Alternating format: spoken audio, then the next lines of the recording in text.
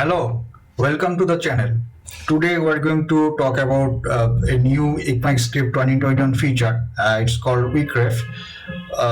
Today I'm not going to walk you through any code example because I don't have any good example to show you because this proposal is a very advanced feature, and it's more likely that you'll never ever going to need to use it. So let's dive into the proposal. It's available from Chrome 84. So in latest Chrome, maybe it's running 8.6, the latest Chrome version. You will find it there, and it's also available from Firefox 79. So this Weakref proposal composed of two things. One is a Weakref class, which holds the weak reference to an object, and another is the finalizer, which runs after the objects are garbage collected.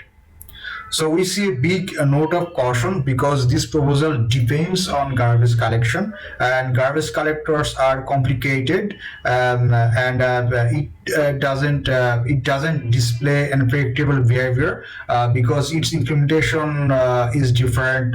It's different across the browser vendors, and browser vendors are trying to refine it, is iterating to make it better day by day, so that implementation can change in future and time to time. So if you arrange your code depend on this Weakref class, your code or your application becomes very your application may become very unpredictable. So what is this weak reference? So as I said earlier, weak reference, it holds a weak reference to a object. So it's a Weakref class. The main application is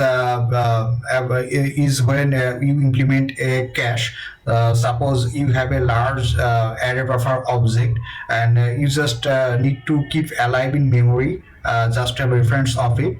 So you just create a Weakref instead of strong reference, so that what that Weakref classes do, it creates a weak reference, and it doesn't stop the garbage collector from garbage collecting the object.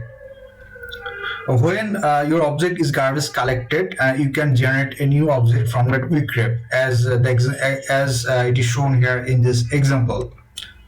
I'm just quickly glossing over it. I'll give this link into the video description so that you can view it in your convenient time, should you need to look into the details of it. Now we're going to look into finalizers. So finalizers are run when the object is garbage collected.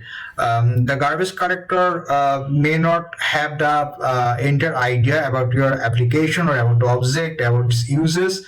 It might not clean up the entire reference of an object. So you yourself might need to attach a finalizer which runs after the garbage collection happened to the object.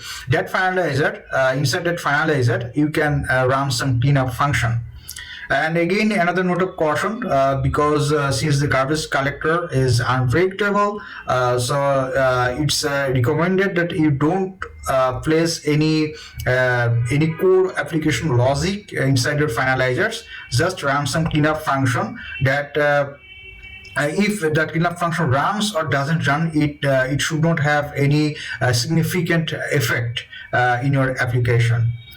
So there are some use cases listed here of the finalizers. One is that responding to the external resource leaks, so that you can run some cleanup function to avoid some resource leak, like the file open close, this kind of stuff. And when we'll see the more uses of WebAssembly into the web, we might see some advanced use cases where we can use this finalizer. And if you are using application which relies on the multiple web workers, and those web workers have to communicate between each other, and to avoid memory leak there, we can use the finalizer. And these Weakref and finalizers can be used together. So again, there is a example given here, and if you want to look into it details, you can go through it.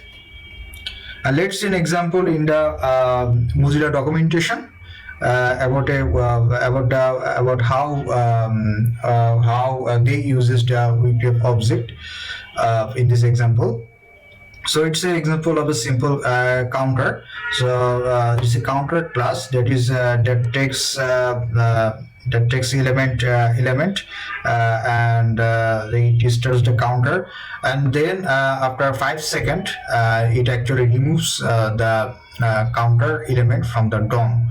So let's see the implementation of the counter class. So counter class takes an element and it creates a weak reference of that element and it stores in this variable, and then it starts the count. So in every tick, it actually increments the count and store this into the text content of that element.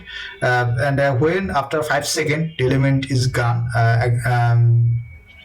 it logs to the console that element is gone. So this is how they are using this weak ref to hold a very weak reference of that element.